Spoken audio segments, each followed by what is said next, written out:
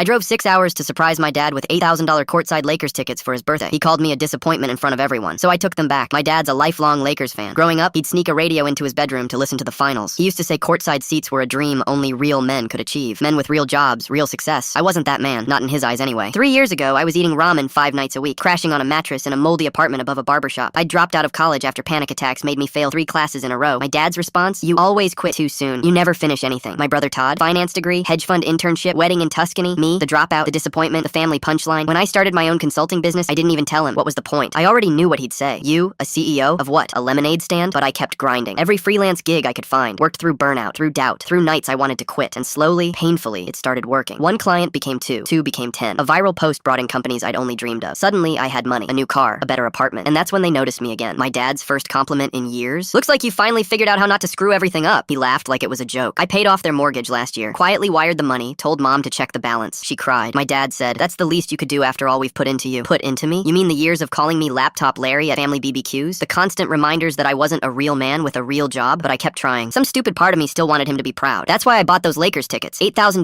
courtside for his 60th birthday. Because I remembered those old photos of him in his high school jersey. Because despite everything, I thought maybe this would be the moment. Maybe this time he'd look at me the way he looked at Todd. I drove 6 hours straight, didn't even stop for coffee. Rehearsed the surprise 100 times in my head. How I'd walk in, hand him the gold-foiled envelope, watch his face light up. Dinner started perfect. Just close family, his favorite steak, a small cake. I gave him the tickets before dessert, slid the envelope across the table. He opened it slowly, eyebrows furrowing, then shooting up in disbelief. No way, he muttered. I smiled. Courtside, he said louder, showing everyone like they were medals. The room buzzed. My uncle clapped my back. My cousin asked, are these real? Mom looked genuinely surprised. For the first time in years, I saw a real smile on my dad's face. Then came the toast. He raised his glass, tickets still in his other hand, grinning wide. To my son, still a disappointment, but hey, at least he's rich now. The laughter that followed was loud, cold. My cousin snorted wine through his nose. People were doubled over. Then my Uncle Tom leaned in, just loud enough for me to hear. Luxury gifts don't make up for being a loser. Something inside me froze. I looked around the table. No one seemed to think anything was wrong. Not my cousin, not Todd, not even my mom. They were all still laughing, like it was funny, like I deserved it. I didn't say a word. I stood up, reached across the table, and took the envelope back from my father's hand. His grin faltered. What are you doing? He asked, confused. You made your point, I said. Gift retracted. I walked out, got in my car, drove off into the night with my jaw locked and my chest caving in. By the time I woke up this morning, he'd called me 67 times. 67. Then my phone rang again. An unfamiliar number. Hello, this is Mr. Lambert, the voice said. I'm your father's supervisor at Westfield Automotive. We need to talk. I was confused. About what? Your father came into work this morning extremely upset. He's refusing to focus. Mentioned something about a family issue involving Lakers tickets. He asked me to call you and mediate. Mediate. The same man who called me weak my entire life just had his boss call me to beg for forgiveness. Tell him, I said slowly, that those tickets are going to someone who actually appreciates me, and mediation costs $10,000, since apparently that's all I'm good for. I hung up. 10 minutes later, Todd called. Dude, Dad's losing it. He's crying at work. Just give him the tickets back. No, you're being dramatic. I laughed. I've been dramatic for 30 years. This is me finally being done. The phone's been ringing nonstop ever since.